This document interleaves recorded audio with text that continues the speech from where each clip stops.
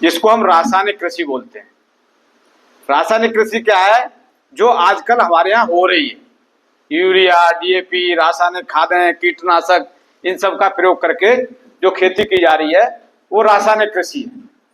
ठीक है ना? पूरी दुनिया में ज्यादातर आप देखेंगे तो इस समय रासायनिक खेती ही की जा रही है।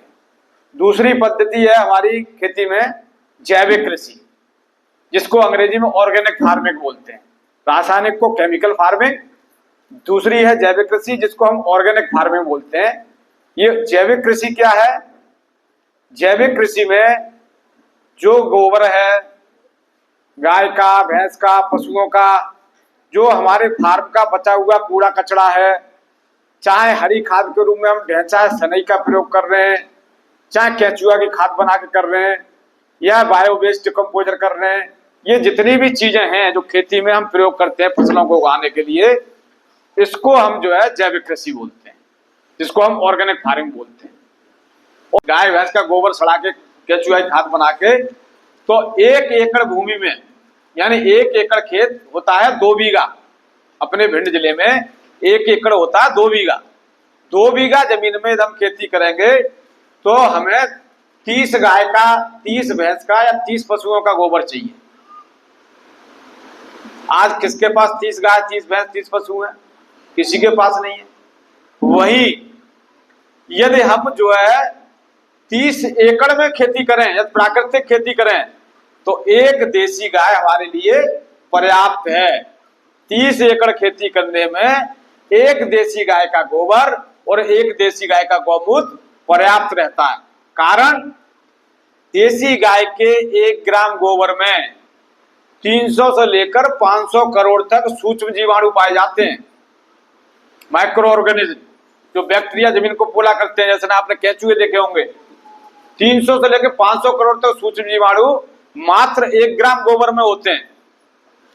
तो कहने का तात्पर्य ये रहा कि आप जो है प्राकृतिक खेती जो है 30 एकड़ में भी कर रहे हैं तो मात्र 1 देसी गाय चाहिए।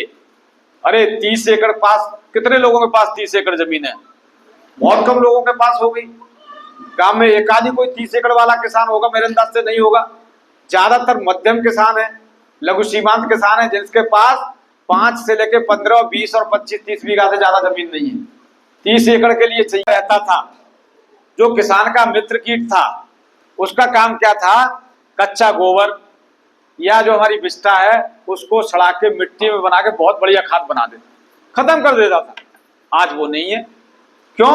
क्योंकि रासायनिक खादों, कीटनाशकों, जहरीले रसायनों को इतना ज्यादा प्रयोग हमने कर लिया कि वो धीरे धीरे धीरे करके सब मर गए। खेतों से केंचुआ खत्म हो गए पूरी तरह से, सारे केंचुआ मर गए आपके जो है। अब खेत में कहीं केंचुआ दिखाई देता है? बरसात में कितने सारे केंचुआ निकलते थे। इस कारण क्या हुआ कि जमीन हमारी जो है धीरे धीरे करके बंजर होने लगी, उपजाऊ नहीं रही। ये क्यों हुआ? ये रासायनिक खादों, कीटनाशकों की वजह से। प्राकृतिक खेती में इसका विकल्प है। प्राकृतिक खेती का जब हम प्रयोग करते हैं, प्राकृतिक कृषि उत्पाद हम खेती में प्रयोग करते हैं, तो भूमि के पोषक तत्व तो बढ़ते ही बढ़ते हैं। भूमि के अंदर केंचुआ और किसानों के जो मित्र कीट जो जमीन के अंदर रहते हैं, जमीन के अंदर जो जीवाश्म और कूड़े कचड़े को सड़ा के गला के खाद बनाते हैं, जमीन को भुरभुरा करते हैं, वो अपने आप बढ़ने लगते हैं। साथ ही साथ जमीन की जल धारण क्षमता भी बढ़ती है। जमीन के अंदर जब जीवाश्म होता है तो जमीन की जल धारण क्षमता बढ़ जाती है। जल धारण क्षमता क्या है? पानी को स्टोर रखने की क्षमता जमीन के अंदर। जब खेत हमारा